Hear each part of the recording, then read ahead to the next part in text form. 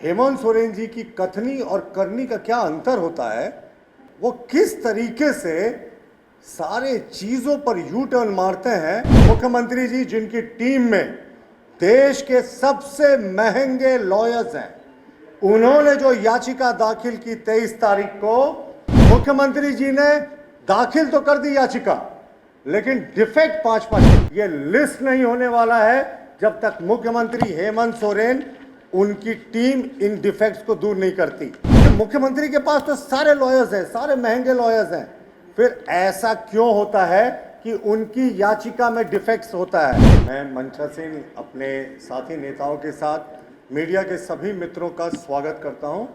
ये एक बहुत ही महत्वपूर्ण प्रेस वार्ता है और महत्वपूर्ण इस लिहाज से कि हेमंत सोरेन जी की कथनी और करनी का क्या अंतर होता है, वो सरकार के मुद्दे पे हो या वो न्यायालय में हो, वो किस तरीके से सारे चीज़ों पर यू टर्न मारते हैं, वो आज हम आपको दस्तावेजों से सिद्ध करेंगे कि हेमंत सोरेन और उनकी लीगल टीम पूरे मामले को किस तरीके से उलझा रही है। देखिए मित्रों, आप सब जानकार पत्रकार हैं, आपको पता है कि हाई कोर्ट में हम लोगों ने सुना था जिस समय ईडी का सम्मन था कि मुख्यमंत्री जी याचिका दाखिल कर चुके हैं, दाखिल कर रहे हैं, ऐसी अटकलें चल रही थी। लेकिन रियलिटी क्या थी कि मुख्यमंत्री जी जिनकी टीम में देश के सबसे महंगे लॉयर्स हैं, उन्होंने जो याचिका दाखिल की 23 तारीख को, देखिए उसका हाई कोर्ट की वेबसाइट से जो हम लोगों ने स्टेटस निकाला है, इसमें 5 डिफेक्ट लगे हुए हैं। और आपको पता है जब तक ये डिफेक्ट क्लियर नहीं करेगा कंप्लेनेंट, तब तक ये याचिका सुनवाई के लिए लिस्ट नहीं होंगे।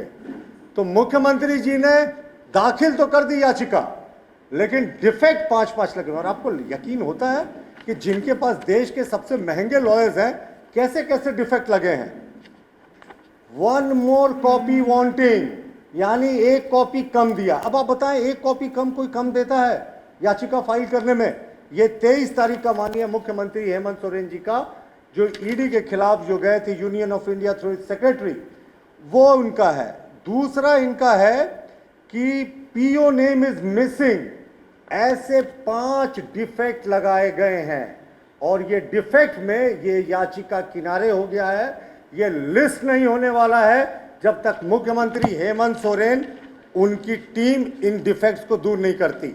हमारा बड़ा प्रश्न ये है कि मुख्यमंत्री के पास तो सारे लॉयर्स हैं, सारे महंगे लॉयर्स हैं, फिर ऐसा क्यों होता है कि उनकी याचिका में डिफेक्ट्स होता है। जैसा कि मैंने आपको इस दस्तावेज में दिखाया, ये झारखंड हाईकोर्ट के वेबसाइट का प्रिंट आउट है। एक नहीं, दो नहीं, पूरे 5 डिफेक्ट्स लगे हुए हैं। देखिए इसके पीछे की स्ट्रैटेजी आपको समझना होगा।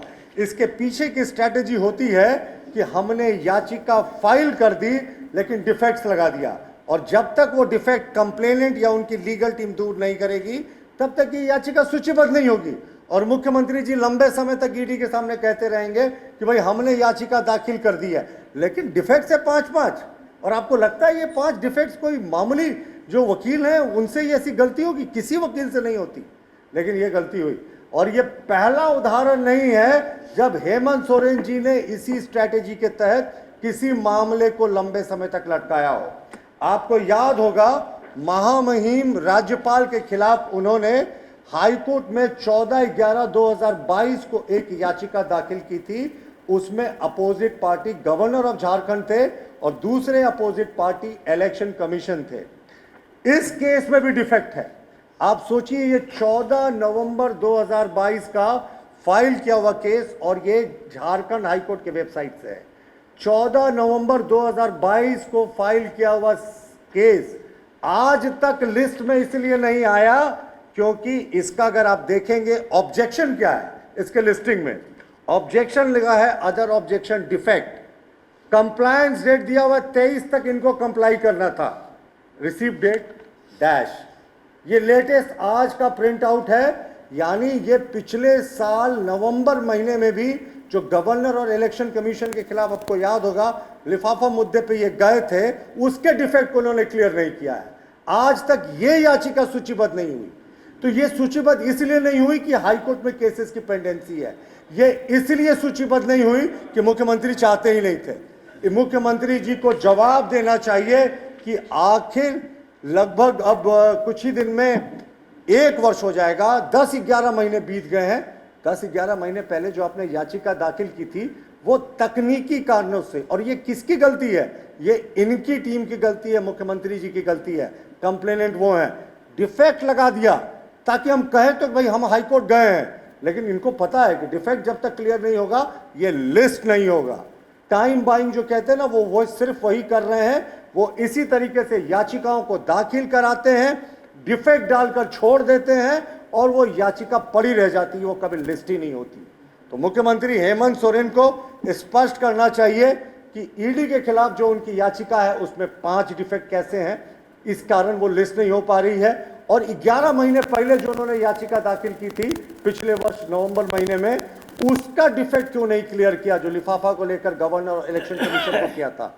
जाहिर है मित्रों कि सिर्फ और सिर्फ एक स्ट्रैटेजी है, हाईकोर्ट में दाखिल कर दो याचिका और कहो कि हम हाईकोर्ट चले गए, लेकिन पता है कि इनकी लीगल टीम हर हथकंडे अपना रही है कि किसी तरह इन मामलों को टाला जाए। लेकिन कहते हैं ना कि कितने दिन तक आप जो होने वाला है उसको टालेंगे। और हम तो चैलेंज करते हैं मुख्यमंत्री की लीगल टीम को कि अगर आप में दम है तो अविलंब इन डिफेक्ट्स को दूर करें। पिछले वर्ष के गवर्नर के खिलाफ जो आपने याचिका दाखिल की थी उसके डिफेक्ट को दूर करें ताकि सुनवाई हो। ईडी के खिलाफ आपके जो 5 डिफेक्ट्स हैं उसको दूर करें।